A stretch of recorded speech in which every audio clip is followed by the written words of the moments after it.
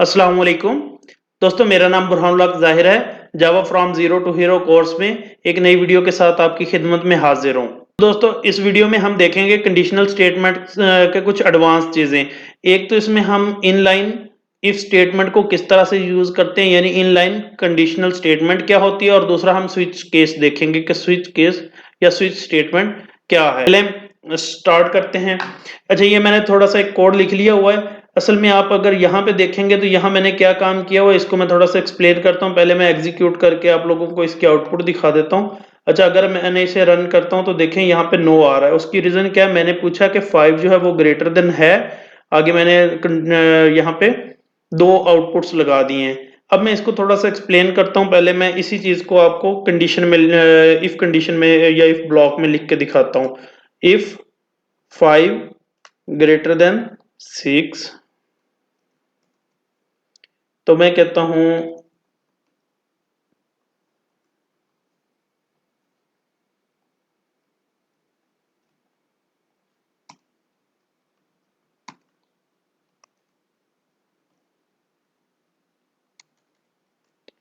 तो मैं यहाँ पे कह देता हूँ नो।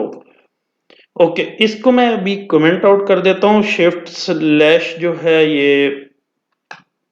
अच्छा यहाँ पे देखें वही सेम आउटपुट आ रही है क्यों? यहाँ पे मैंने चेक किया 5 जो है वो 6 से ग्रेटर है या नहीं। तो इसका रिजल्ट क्या आएगा? फॉल्स। फॉल्स के केस में क्या होता है? हमारा जो एल्स वाला ब्लॉक है वो एग्जीक्यूट हो जाता है। यही चीज अगर मैं इसको आपको समझाऊं कि ये सिंगल लाइन बल्कि सिंगल लाइन में भी नहीं आप इसमें देख सकते हैं कि ये इतना कोड जो है ये सारा काम जो इतनी लाइन ऑफ कोड जो है यानी 5-7 लाइनों का जो कोड है वो सिंगल एक लाइन में ही कवर हो रहा है। अच्छा ये वाला काम कब करते हैं इसकी थोड़ी सी मैं आपको पहले तो हम इसको देख लेते हैं कि ये चीज काम कैसे कर रही है। देखें ये वाला जो ब्लॉक है इतना इसमें हमने क्या लिखा इसमें एक कंडीशन लगा दी है। ये जो कंडीशन है उस पे हमने क्वेश्चन मार्क लगा दिया कि ये कंडीशन आपकी ट्रू थी या फॉल्स थी। ट्रू के केस सूरत में ये पहला केस चलता है और फॉल्स की केस में ये वाला केस चलता है। इसी तरह से फॉर एग्जांपल मैं कहता हूं यहां पे मेरे पास एक वेरिएबल है int a is equal to इसी तरह ही मैं यहां पे देखता हूं 20 ग्रेटर देन है 10 से।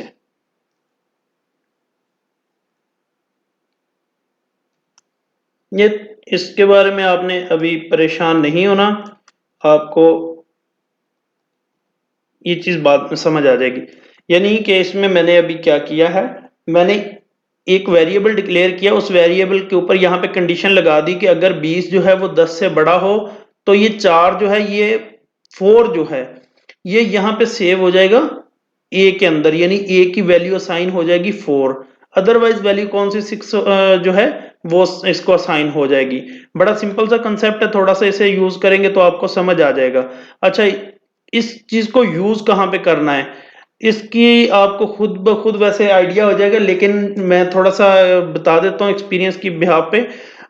ये जहां पे आपको पता है कि इससे ज्यादा कोई काम नहीं है यानी कि ब्लॉक बनाने की जरूरत नहीं है ये हम क्या काम करते हैं कि जब कंडीशन लगाते हैं तो यहाँ पे बेसिकली मल्टीपल स्टेटमेंट्स आती हैं। आगे आप कोड जब हम चल रहे होंगे देखेंगे यहाँ पे मल्टीपल लाइन ऑफ कोड जो होता है वो ब्ला ब्ला यहाँ पे पड़ा होता है। इस वजह से हम ये ब्लॉक्स यूज करते हैं। लेकिन अगर हमारी सिर्फ एक कंडीशन की बिहाफ पे हमने कोई डिसीजन लेना हो तो हम ये वाला काम करते हैं इनलाइन कंडीशनल स्टेटमेंट को यूज करते हैं।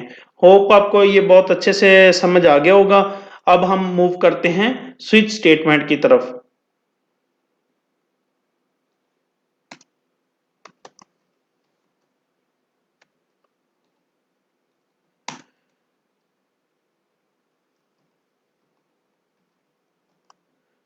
मैं पहले आपको इसका थोड़ा सा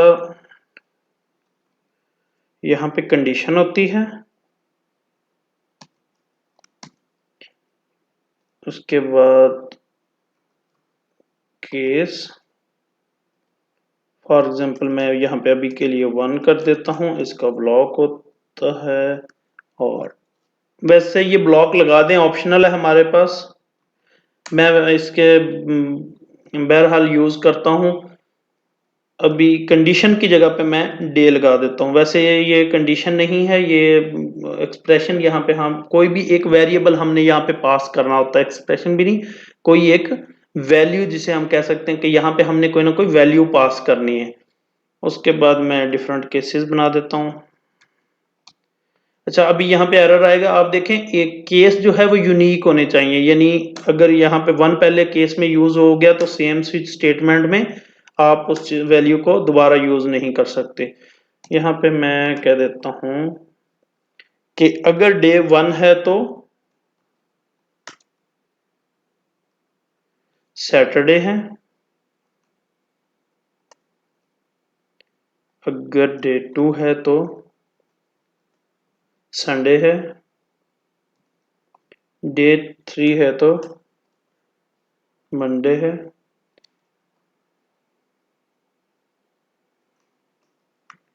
ओके। मैं इसमें जो है ये स्विच स्टेटमेंट जो है काम कैसे करती है मैं अभी आपको पहले तो बता देता हूँ, इसमें कुछ अहम पॉइंट्स भी हैं। ये सिंपल एक स्विच का ब्लॉक है। स्विच का ब्लॉक क्या काम करता है कि हम ये इतनी बॉडी जो है इसमें हम अब केसेस लगा सकते हैं, यानी ये हमारी इनपुट बन जाएगी।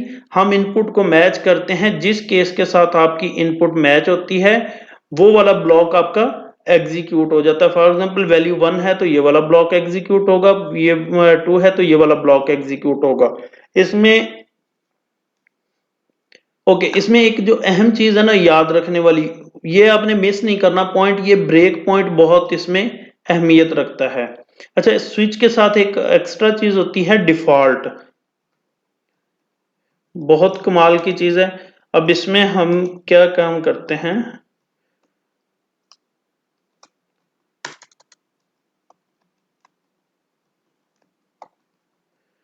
कि डिफॉल्ट यानी कि जो जो केसेस हमें समझ आ रहे थे कि इनमें से कोई एक ऑप्शन मौजूद हो सकता है, अगर वैल्यू उससे हट के कोई आएगी तो हमारा डिफॉल्ट जो है हाँ जी, डिफॉल्ट की जो बॉडी है ब्लॉक है वो एग्जीक्यूट हो जाएगा, जो भी काम हम करना चाह रहे हैं। तो अभी इसको एक दफा एग्जीक्यूट करके देखते हैं। डे की वैल्यू कर देते हैं 2, ओके, डे 2 ये संडे प्रिंट हो गया। अच्छा, इसमें मैं जानबूझ के ये सिर्फ 2 या 3 वैल्यूज मैंने काम किया है, आप इसको अपने पास यहीं पे वीडियो को पॉज करें और ये वाला कोड जो अपने पास राइट डाउन करके देखें, और इसमें बाकी के 3 जो डेज हैं 5, 6 और 7 ये तीनों भी ऐड करें, ताकि थोड़ा सा काम आपको भी करना पड़े, तो उससे आपको काफी हेल्प मिलेगी। ओके, अभी मैं एक्सप्लेन कर रहा था कि ये ब्रेक पॉइंट इसमें बहुत अहम है। उसकी रीजन क्या है मैं आपको अभी बताता हूँ। ब्रेक पॉइंट बेसिकली किस काम के लिए यूज होता है, ये हमें थ्रो करता है आउटसाइड द स्विच स्टेटमेंट। ठीक है, अगर हमारे पास ये नहीं लगा हुआ, फॉर एग्जांपल यहाँ पे मैं कह देता हूँ कि 2 ब्लॉक हमारा सक्सेस हो गया, तो आप देखेंगे कि सैटरडे तो मिस स्किप हुआ है, लेकिन जैसे ही एक ब्लॉक ट्रू हुआ है तो उसके बाद वाले सारे ब्लॉक जो हैं वो प्रिंट हो गए, इवन डिफॉल्ट भी प्रिंट हो गया है। उसकी रीजन क्या है कि जब ये केस ही एक केस के साथ मैच हो जाती है वैल्यू, तो उस केस के बाद ब्लॉक इसको हमने थ्रो करना होता है आउटसाइड द स्विच स्टेटमेंट। अब यहाँ पे मैं आपको वापस कंट्रोल जी करता हूँ। अच्छा, अब आप देखेंगे कि जब मैं इसको चेक कर रहा हूँ,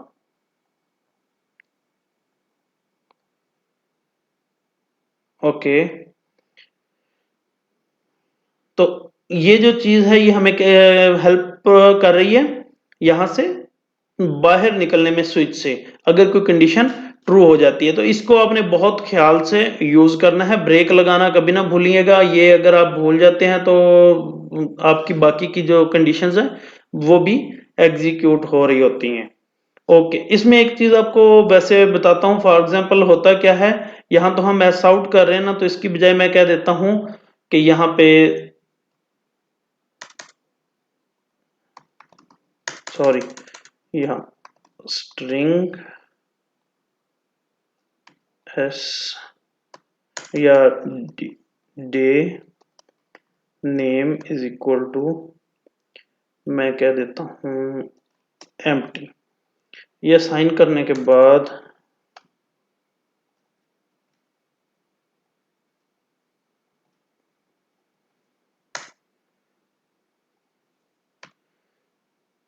आपको मैं थोड़ा-सा इसका इम्पैक्ट दिखाना चाह रहा हूँ कि इसका इम्पैक्ट आता क्या है, जो हमें बाद में प्रॉब्लम क्रिएट करता है।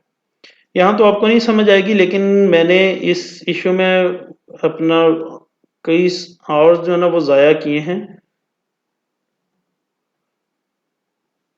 तो इसलिए मैं आपको बता रहा हूँ कि आपने बहुत एहतियात से इसे ओके। अभी इसमें से मैं क्या काम करता हूँ, ब्रेक स्टेटमेंट सारी रिमूव कर देता हूँ।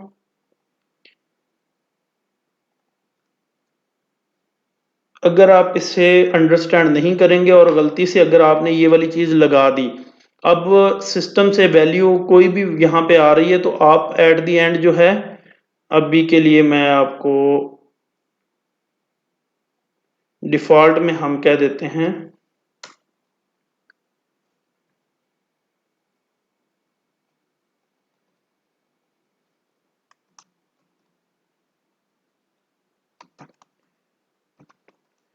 इनवैलिड वैल्यू ही कर देता हूँ मैं।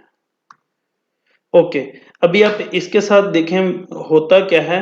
मैं स्विच स्टेटमेंट के बाहर जाता हूँ और यहाँ पे करता हूँ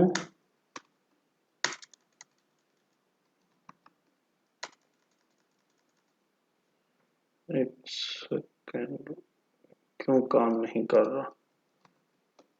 ओके, तो यहाँ पे मैं कह देता हूँ डे नेम जो है इसको मैं प्रिंट करवाता हूँ। अभी आप देखिएगा मैं वैल्यू कुछ भी पास कर रहा हूँ तो इनवैलिड डे मेरे पास इनवैलिड डे वैल्यू मेरे पास आ रही है।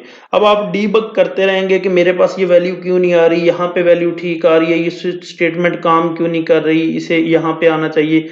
बेसिकली आपने क्या काम किया, इसके ब्रेक पॉइंट्स नहीं लगाए हुए, जिसकी वजह से ये हमेशा डिफ़ॉल्ट तक चली जाती है। और अगर आपने डिफ़ॉल्ट नहीं लगाया हुआ तो ये आपके लिए और थोड़ा-सा मुश्किल हो जाएगा इसको बाद में इस लॉजिकल एरर को पकड़ना। फॉर एग्ज़ाम्पल अभी मैंने ट्रू वैल्यू दी हुई है तो ये संडे आ गया, यानी संडे असाइन हुआ इसको और ये यहाँ से ब्रेक होके वापस इससे बाहर निकल गया बॉडी। इसको अगर मैं रिलेट करके समझाना चाहूँ कि यही काम मैंने ये एग्ज़ाम्पल इसलिए चूज़ किया कि हमने लास्ट वीडियो में इफ एल्स इफ वाली जो कंडीशन लगाई थी, इफ एल्स इफ, मैं दोबारा बता देता हूँ, यही वाली प्रॉब्लम जो है इसको मैं इफ एल्स इफ के साथ भी यहाँ पे कर देता हूँ। If day is equal to 1, तो मैं कॉपी कर लेता हूँ इस वैल्यू को यहाँ पे एल्स इफ, यानी ये वाली जो हमारी प्रॉब्लम है, इस तरह की जो प्रॉब्लम हमारी है उसका अल्टरनेट आप कह सकते हैं कि स्विच स्टेटमेंट है। स्विच स्टेटमेंट के बारे में एक चीज बता देता हूं कि इससे मैं वैसे हमेशा वहां पे यूज करता हूं जहां पे मैपिंग की जरूरत पेश आ जाए। ठीक है, मैपिंग से मुराद क्या है, मैं आपको एक रियल वर्ड की एग्जांपल यहाँ पे थोड़ी सी बताता हूँ जो कि मुझे अभी पिछले दिनों हैंडल करनी पड़ी है। फॉर एग्जांपल एक सिस्टम से मेरे पास वैल्यू आती है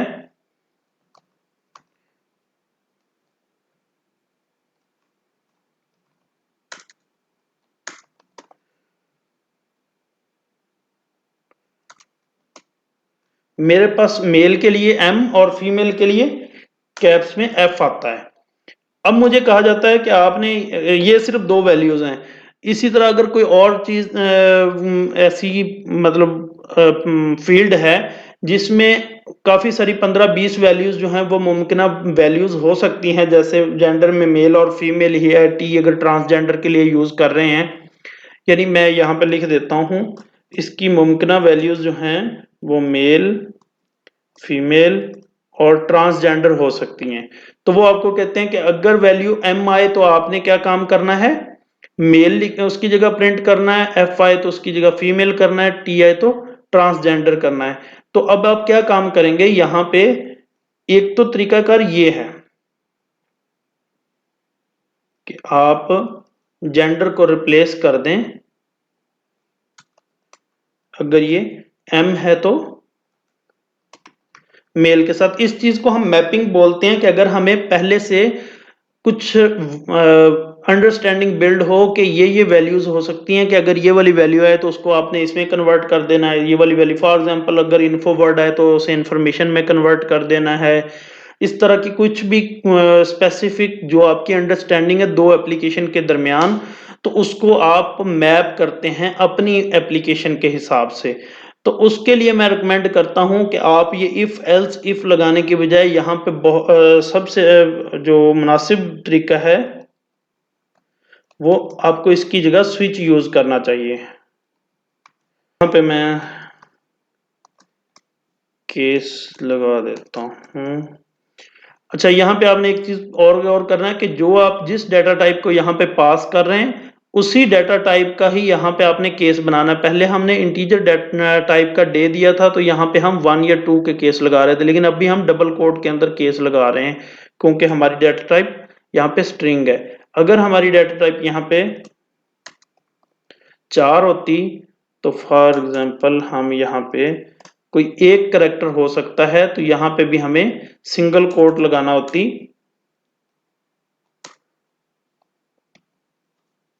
यानी अगर ये m के बराबर है तो। अच्छा, इसमें अब होगा क्या कि मैं जो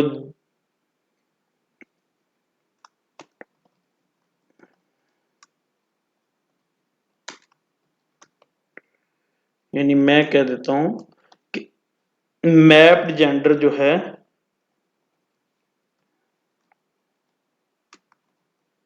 मेल। ठीक हो गया। इस तरह आपने यहाँ पे इसको ब्लॉक को बंद करना है, यानी आपने इफ एल्स इफ यूज करने की बजाय क्या यूज करना है, स्विच स्टेटमेंट को ऐसे केसेस में यूज करना है। मेरे ख्याल में आपको ये चीज बहुत अच्छे से समझ आ गई होगी। इंशाल्लाह नेक्स्ट वीडियो में मिलते हैं। नेक्स्ट लेक्चर जो है वो काफी अहम होने वाला है, उसमें इंशाल्लाह हम देखेंगे डिफरेंट जो लूप स्ट्रक्चर्स हैं और उनमें कुछ डिफरेंस और उनका सिंटैक्स वगैरह और उनके कुछ एडवांस फॉर्म्स देखेंगे। थैंक यू, जुड़े रहिएगा। अस्सलाम वालेकुम।